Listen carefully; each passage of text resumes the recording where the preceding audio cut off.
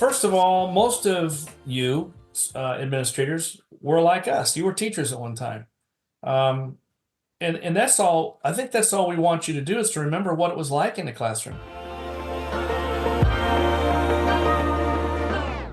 I wish I knew how much I miss not knowing that we're all screwed. A few years ago, I started writing a fictitious story based on my time as an educator. It is called Taught, and the story was partially inspired out of anger and frustration fueled by burnout. Okay, actually, it was more than partially inspired by anger and frustration. But Taught has also become a vehicle for me to tell what I thought at the time, and in some ways continue to think, was and is the real story of teaching. I now realize that my perspective is not everyone's perspective, but there are some pieces of Taught that resonated with many educators. This podcast is an extension of that story, and I, a former teacher, will interview other educators asking them to share how they really feel about the current state of education. Why are so many teachers burn out? Why are so many, like me, leaving the field? We likely won't solve any problems or come up with any solutions, but we can create a community of voices that maybe begin the conversation around how educators can take back teaching. I'm Melissa LaFleur. Welcome to Taught, the podcast.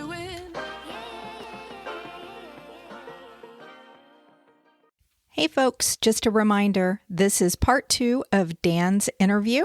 I am interviewing him and his family for the month of May.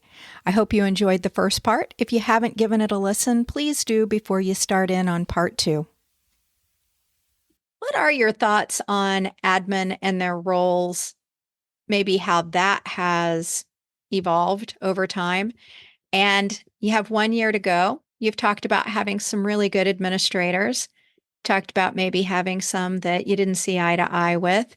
Do you have any words of wisdom or advice for any principals or superintendents that might be listening? Well, yeah, I mean, first of all, most of you administrators were like us. You were teachers at one time. Um, and that's all. I think that's all we want you to do is to remember what it was like in the classroom. Understand that even though we show that we're in charge and we're confident in our classrooms, a lot of times we need a pat on the back. We're not all that self-assured a lot of times, and even though we come across that way because we need to in the classroom, but we value the feedback if it's genuine. Come into my classroom. My door is literally always open, and I think the only time it was closed was when the fire marshal told us we had to close our doors, and even then, I tried to prop it open a couple times, but my administrators don't have to even come into my room. They can hear me through the hallway. I mean, I'm doing my job, and come into my room. Come into my room. Tell me that I had one in the 6 years I've been where I am. I've had one off the books remembrance of something that was really nice that they did, and that was actually just a couple of months ago. I came into the room, and there was a Sonic drink, the drink that I like, Diet Cranberry Limeade, sitting on my table. And this was in the morning. I get there early. I'm one of the earliest ones that arrives, and she put it there. And so I said, hey, or email said, thanks. That really, really means a lot. That really, and she said, and she did to everybody, I think, too. But those are the kinds of things that you don't have to come in and do a formal assessment or even do a walkthrough that you have to do, that you're required to do, and then send me a computer readout or something with it. Just off the book, pat on the back, like what you're doing. This is what I saw. This is what I like. And I've gotten that from administrators before, but sometimes when we don't get it for a long time, we're kind of wondering, are Absolutely. are you happy with what I'm doing in the class? Are you happy with me being here? Are you happy with the fact that you hired me to teach a class? And ultimately, that's your leader, your evaluator, and your yeah, mentor. So you do need some feedback. yeah, and a little nurturing. You want us to be nurturing to our students. We'd like a little of that too. Yeah.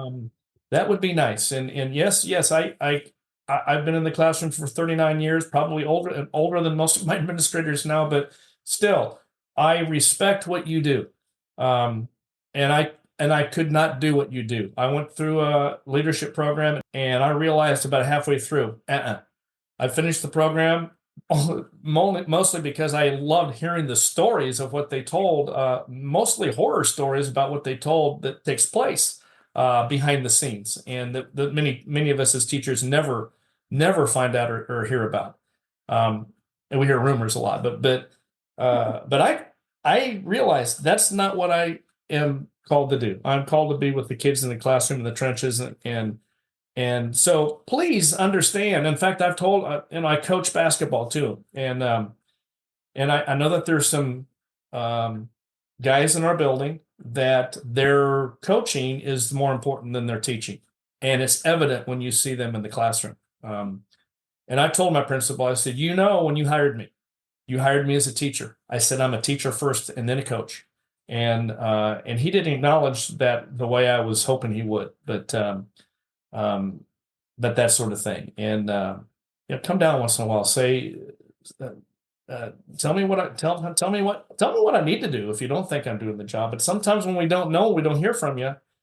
It gets kind of frustrating, and you want to know that you're doing what you need to be doing, and Or how to I fix wanted. things if you're not doing something that they want you to do. Yeah, yeah, exactly. We had parent teacher conferences where you do the cattle call, right? So you're in the gym, you have music stands up with your name on it. You're in a designated area, and then people come to you and line up or whatever. And so the conferences we had in the fall, my principal said to me as I was walking by, he said, and they call me Double D. That's my nickname there, and so it's like, hey, Double D. And I know anytime he calls me Double D, I'm in good graces. When he calls me Dan, then it's like, oh, I think I might be in trouble. But hey, Double D. I heard something nice about you. And I said, oh? I said, what was it? Just heard something nice. And it's like, why won't he tell me? Right? Yeah. Tell us the things that you hear that are nice, that we'd like to hear those. We want to hear that I don't know. I still don't know what it was. So it's like, why are you playing those little cat and mouse games? So, just be genuine, be honest with us, please. And yeah, give us a stroke once in a while. Yeah, you touch on a couple of different things here, and one of them is you sending an email to the whole staff saying how much you appreciate us doesn't make me personally feel appreciated. Yes, yes, And a lot of yes. times I think administrators, and honest, I'm going to give them grace here because I know they're busy. Oh I'm yeah, just like you. I would never do that job. However, feedback is good for all of us. And I think this is a big one. That yeah, piece of, I don't expect you to come hold my hand, come, kiss me on my forehead, anything like that. yeah, I just want to know that you see what I'm doing. yeah, And like you said, if I'm not doing something that you wish I was doing, rather than having the whole staff do an in service on it, come talk to me. yeah. Give me that direct feedback in a kind way. I had an administrator and we didn't see eye to eye on a lot of things. So you can imagine, I'm sure that I am sure that he did not enjoy having me on his staff because I tend to be very vocal, as you know. No, Yeah, I not was going to you. say, as you know. And I was in his office one day, and I don't remember why I was in there, but we had a disagreement because I said essentially what you're saying right now. I was out in a portable and we never saw anybody. The fifth grade was in the portables. I mean, they would forget us all the time. We were at the top of the food chain. They were glad we weren't in the building. And it was like we didn't belong to the building. Yeah. Fifth grade was its own island. And he never made it out to us either for any walkthroughs or anything. Wow. So I just made the mention, just pretty much what you said, where I said, it would be nice to be acknowledged and to know that I'm doing a good job. And he said, I just assumed that you would know that you're doing a good job. Mm. I didn't Yeah. realize I have to tell you this. Yeah. And I said, really? So you're telling me that you don't believe that anybody on your staff needs to hear that they're doing a good job once in a Right. while? And he Yeah. said, well, that's not what I'm saying either. And I said, well, that's what I'm hearing. You just said that you assumed so it's just me. You think I don't need to hear it. And of course, the conversation did not go up from there. Yeah. But Well, good. I'm glad you called him out on it because that needs to be done more too. well, and In I a think, respectful way, in respectful ways. But I yeah, mean, some of these exactly. principles that are border on bullying tactics, it's like nobody wants to approach them. Everyone's afraid of them. And I can fall into that category too. But respectfully, and of course, with me, it's like careful what you say because you could be let go just like that, and they're going to save some money. So I have to weigh that part of it too Yeah, before I say something that's gonna excuse my French, but piss somebody off to the point where hey, they're gonna be looking to get rid of me, yeah, right? yeah. And you brought up an interesting point too that I was thinking about, and so I'm glad you reminded me. Um, the the email to everybody, right? Whether it's positive, hey, love my staff, they're great, love you all guys, you're doing a great job. To hey, there are some that are leaving the building too early, and so don't put that in an all email. Go to those people individually, do your dang job, and come to us individually if it's me, because I get paranoid. Although I'm not doing that. If I'm not doing those things, it's like I know that that's not me. But in some cases, it's like, oh, I did that once, or I did that. Is that me? And a couple of times I've actually said, hey, is it me? And then they're kind of like, what? And so you have to go back and refresh them on the issue that they're talking about. That's we've had a lot of discussion about that in our building. It's like, please come to us individually or go to the people. Oh, I've noticed some teachers with cell phones out in their classrooms. Well, we know who it is. So go to those people and tell them to put their cell phones away or whatever. Yeah, I But think there's a anyway, real not wanting to have confrontations. Just like this administrator that I was talking about, the last thing he wanted yeah. was a confrontation with Oh me yeah. because I am vocal. Yeah. So, but, I am that person that could potentially confess to a crime that I didn't commit. Because if you put the idea, I'm like, did I leave my cell phone out? Yeah. I think I left it in the car. But, I start second guessing myself Right. because I Right. want to abide by the Right. rules to a certain degree, except for when somebody gets me all, you know, Yeah. Here's another one up too. in I just thought arms. of the other team member that we both know pretty well. We mentioned this once too. It's like when you get the email from your principal at 5 o'clock in the evening saying, "Hey, can you come in the morning? I need to discuss something with you." And it's like, oh, you're not going to sleep that night, okay? Or you're going to go to the rest of your staff, your coworkers, and say, "Hey, did you get that email? Did you get that email?" And if nobody got it and you're the only one that got it, you're freaking out.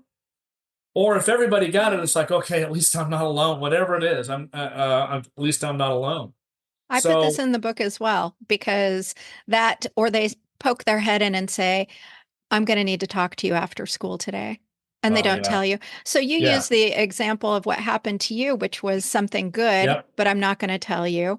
Something bad that is out there, that is just as stressful. And the yep, last thing teachers need, any educator, not just teachers, the last thing any of us need is more stress. yeah. Well, I mentioned this in that survey too, that I had an administrator call me and say we need to meet on Monday, or whatever, and um, about an incident that happened on the bus, that sort of thing. And it's like, oh, what? And I remember going to all the people on the bus, the adults were on the bus. What's he talking about? What's going on? So yeah, that can just be nightmarish. Well, we're going And to we had we had family here that weekend. I remember. I think it might have been Mother's Day weekend, and so it just kind of ruined the whole weekend for me. Yeah. Well, And we're going to yeah, it talk was about that because I have three for the road for you. So okay. we're going to go ahead and move into that. Um, so three for the road are my three final questions, and then I always have a surprise question. So, first one, what is one thing that you would change immediately in education if you could? It's a magic wand. Anything you want, just one, go. Um, do away with the state assessment system as it is. We've discussed this. Um, I don't know. Replace it with what we used to have. I mean, when we have just the our common assessments in our school, um, get rid of that whole process. We don't need that to assess kids. Um, what else? It was just Uh, one. You only get one. that's it. Yep. Okay. Okay, All that right. was your one. Do away with it. I can't make it happen, but just nice to hear what the top thing is for Yeah. everybody. Well, it is Okay. because it's most recent, right? So that's Yeah. what's on my mind. That's your one thing for today. Might be something different next week. Yeah, exactly. Okay, so this one is a bit deep. Because of the Noble. nature of what we do, we frequently witness tragedy or trauma. Sometimes we experience it ourselves because of the fact that we're educators. Share with me one thing that has been traumatic for you to go through as an educator. And we can go as deep as you want or not. I to your comfort level. All right. Well, and again, I shared these on, and I'm going to go with one of them, right? Just want one, right? Yeah. So it was the time when I was in another school district that I was accused of um, sexual harassment with a sixth grade girl, and I was called out of class, um, and I believe it was early afternoon after lunch. Um, and I didn't know why. They had one of the ladies from the office stay in my class. You need to go to the office, and I went to the office, and it was the principal. It was this girl's mother, and I think that was it. Might have been a counselor in there or something. And she had filled out a form on this, and it was a girl that was low in reading. I was teaching a reading class. They hired me there to try to shore up their reading scores. They were low, and I'm qualified to teach language arts. So taught a reading class. We did book reports. We did things. We had accountability on books that they read, pages that they read, things like that. We had programs between home and school. Well, this is a reluctant reader. And I think there was a book report that she had not prepared for, and she had an F, whatever. She had low scores anyway. So she did not like the fact that I was pressuring her to do something she didn't want to do. And so apparently she took it upon herself that she was going to get back at me. So um, the accusation was that I stroked her hair while she was in line, while we were in line going to the library. And it happened again in line going to the lunchroom. I mean, there were two or three places where she said it took place. And so I was called into the office to this accusation completely unprepared. I mean, not knowing at all what was going on. And actually, there were other students apparently that had heard about things, and it's like, oh, he's going to get fired, and all this. And I mean to tell you, my professional life, and I was not a member of NEA. I had no professional representation, and I was just brought into this office cold turkey and accused of this. The mother actually said, I remember the mother said, "Oh, we're okay with that. We understand that you really didn't mean anything by it." And it's like, and then the principal's looking at me like, yeah, I said, excuse me. And I mentioned the principal's name. I said, no, it didn't happen. Nothing happened. That didn't happen. This is complete fabrication from this girl. And I said, I'm not even going to acknowledge what you just said. It did not happen, ma'am. And And the principal who hired me, personal friend actually, was not 100% in my court, which just crushed me. And although he was sympathetic to the fact that I was going from, hey, confident teacher to completely just crushed, and man, and I mean, I was in tears. He was in tears because the parent left, the mother left, and so it's like, hey, dude, this didn't happen. Okay, I just want to make sure that you understand. Yeah, I know that, but if it did, kind of thing. It's like it didn't, and so I didn't have his full, his I didn't have his full backing in that regard. And other teachers were saying, "Oh, this is unbelievable that he's not number one. He's not completely backing you." I went home. He said take the rest of the day, go home, and I drove 30 miles back to home. And and I'm thinking, I don't, and then I actually did get an NEA rep to help me a little bit, and then she also had two or three other collaborators with her that she had put up to backing up her story, and one by one they refused to because they knew it was a big lie. And so he called these other girls into the office, and of course, faced with, oh, here I am with an office with a principal and a counselor, and I don't even know who else was in there.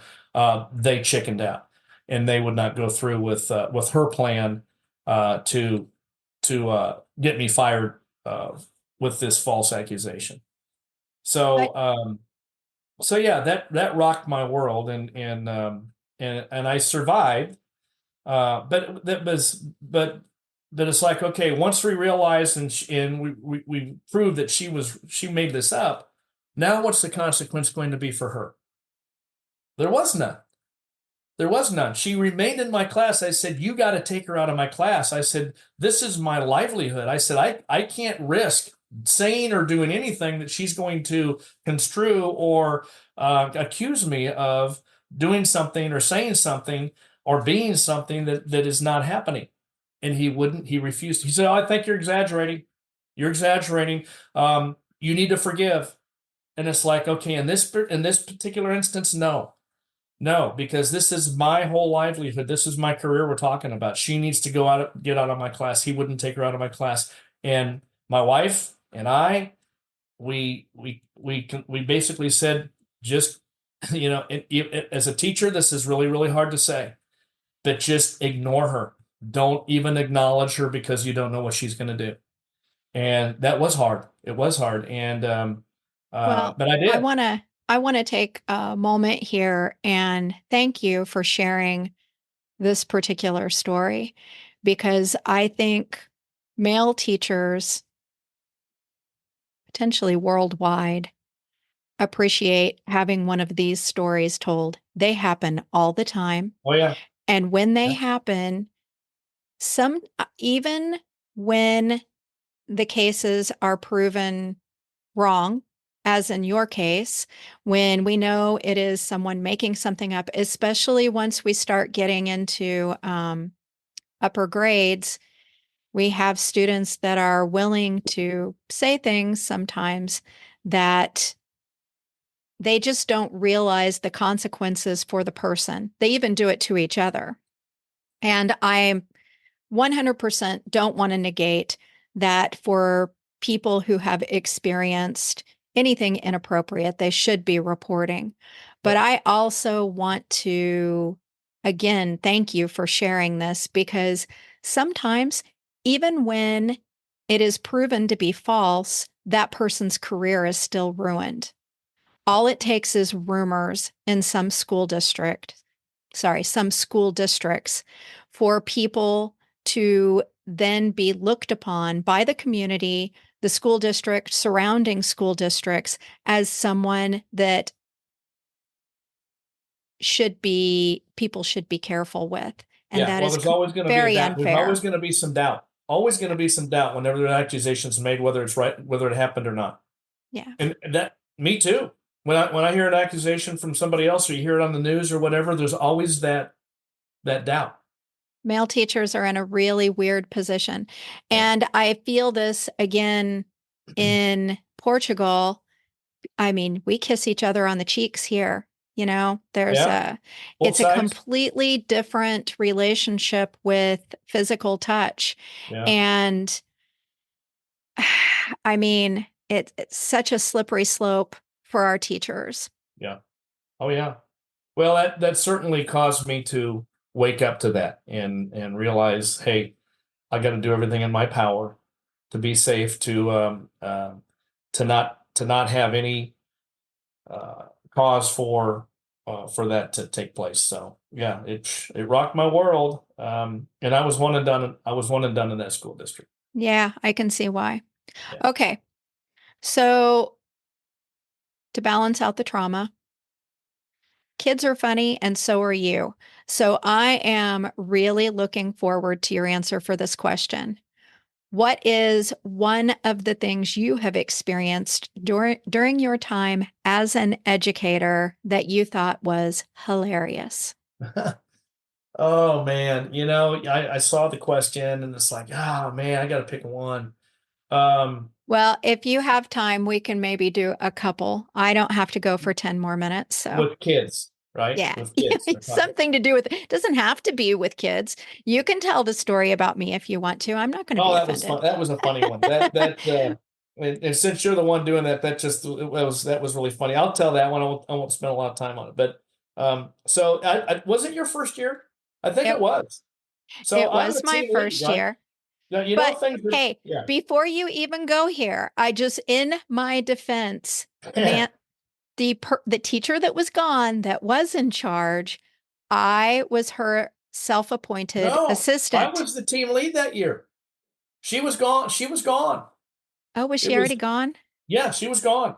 So when she left, I was the team lead, I think for 1 year or 2 years. It was one or two. I don't think you were the team lead. Yeah, no, I was. I she was think gone. I think I was I the was the official team self-appointed lead. team I was lead. getting the stipend. I can show you the stipend to prove it. I think that I was the team lead wannabe, but go ahead. Yeah, that's exactly right. And here it is. It's like your first year teacher. It's like, no, you got to pay some dues here. You can't, too big for your britches. So anyway, yeah, you put an email out about some organizational thing, we got to meet this time or whatever. And, it's like, wait a minute. I was thinking, wait a minute, I'm the team lead here. I'm the one that needs to be putting that stuff out. And so I just typed back a reply to those on our team, who died, put you in charge. And I thought, well, and then I thought, man, that's probably not real nice. But then I hear literally through my wall, I hear our common friend on our team just cackle, laugh, and I mean, the thing wasn't probably had been sent out for 5 seconds, and I know she was on her and so that actually just gave me so much satisfaction. I'm glad you enjoyed yourself at my And expense. you came back with something like, yeah, I might have overstepped my bounds, or I'm sorry. I said, that's okay. I said, I got a nice little laugh out of it because I heard somebody else laughing about it too. So that was See, pretty. that was my leader potential showing itself right there. Absolutely. Absolutely. I was willing to let you uh, Absolutely. But wait for your second year.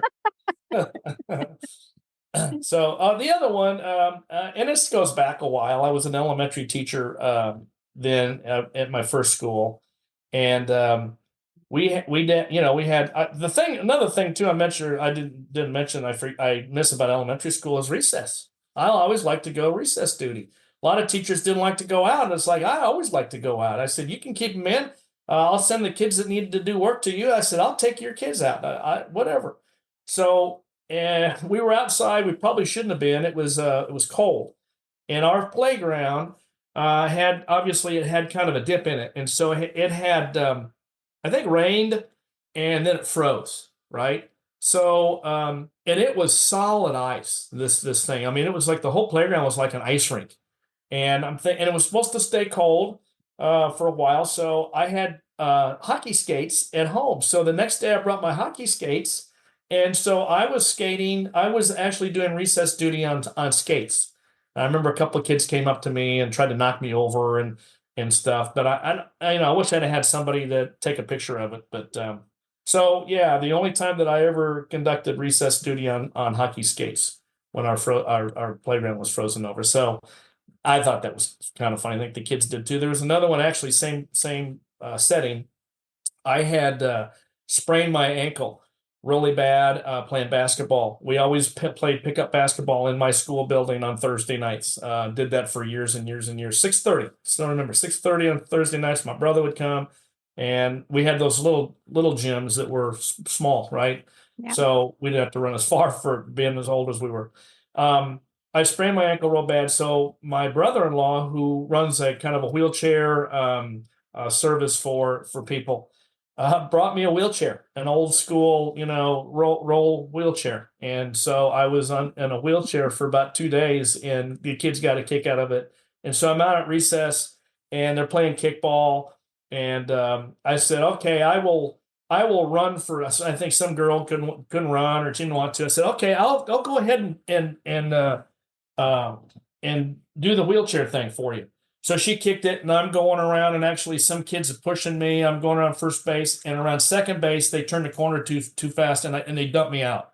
So I'm out of the wheelchair on the playground, and so it's a lot of stuff happened that was funny on the playground, and that's probably as good as I can get. But I mean, there's so many things, Oh, so well, many interactions you have with kids that are funny, and it's like, oh, I need to record that. Oh, I need to write that. you're lucky to have me in your life because I have one of your stories. Oh boy. And it is the story that you came to my classroom door, which was right next to the bathroom for our whole team in the Yeah. middle school. All the kids went to the bathroom in that area. Right. And you knocked on my door, and I went over to the door and I opened it, and you said, "You're never going to believe this." And our listeners can't see this, but you talk a lot with your hands. And so you had your hands up, and we had our faces close together because you're talking quietly. I'm trying to hear. You said, "You're never going to believe this." I said, "What? What's going on?" You said, "I'm just coming back from the bathroom because in all my years of teaching, this has never happened to me, but I found poop on the Oh, floor." I forgot that one. And I said, "I hope you're coming back from the bathroom because you just washed your hands." And you were, you didn't think I was funny. You're like, "Of course, I just washed my hands." But you said it was actual poop. And I said, "Okay, so why did you pick it up?" And you said, "Well, this student had come to you and said, 'I think there's poop on the floor over here.' And you thought the student, because you had a good relationship, was playing a trick on you. Great kid. And you went over and you picked it up because you were going to fling it on the kid who told you about it as a joke back to him. And you said you got it up, and as you picked it up and got it closer to your face, you could smell it. And that's when you realized that it was actual poop. We still, to this day, don't know how the poop got on your classroom floor, but I can honestly say it's probably good that you did not fling it on the student, or that would have been the end of your teaching career. Well, yeah, now yeah, I'm not sure where a lot of that stuff came from, because what it was is the kid said, "Hey, what's that?" It was between classes, and it was a brown floor, and it was a brown, I mean, it was like neatly cylindrical, right? So I said, "That's Tootsie Roll." And he said, "Are you sure?" And I said, "Yeah, it's a Tootsie Roll." I said, and so I picked it up and I smelled it. I said, "That's not a Tootsie Roll." But I wasn't gonna flick it on. I don't think I was gonna flick it on him. No, I don't you know. said you were. Oh, That's what, yeah, you were gonna. well, I wouldn't have, I don't think I would have done that. But anyway, it wasn't. And actually this kid did it again later on. And I don't know, it was like, that's talent to get something like that down your pant leg and out on the floor. True talent. Yeah, that was good. I forgot that. That was hilarious. So the question is, you go into the staff room and you need to get yourself a glass of water, but the sink in the staff room is full of dirty dishes and you can't even run water in there. Whose responsibility is it to do those dishes? Whose ever dishes they are. What if they don't? then if I guess it's up to whoever wants to if you're getting the water and you want a clean sink and you want access to water without dirty dishes, then suck it up and do it yourself. I think that's a very guy answer, but I'll allow it. I don't do that. I mean, it's like I have never contributed to the teachers lounge coffee mugs / water cups, whatever. It's either bottled water or it's drinking out of a drinking fountain. I mean, I still do that. It's like whatever happened to drinking out of a drinking fountain? Oh, we get it's bad water, or we get you put your. I don't put my mouth on it. I just drink out of a drinking fountain. So I've never done the staff. You go in there and you see all those coffee stains on those mugs. It's kind of gross anyway when they're hanging up on a rack with pegs coming out. That's So, true. yeah. That's true. But here's another one. Is your lounge fridge. That's another one, right? Yeah. So your lounge fridge, nobody wants to clean stuff out, and we have a little mini fridge that I put my lunch in, and a lot of times I'll see stuff in there's been in there for a long time, and after a while, it's like, hey, does it belong to anybody? No, then I'll take it out and throw it away. So you will clean the fridge for everybody. yeah, I mean, not for everybody, probably just for me.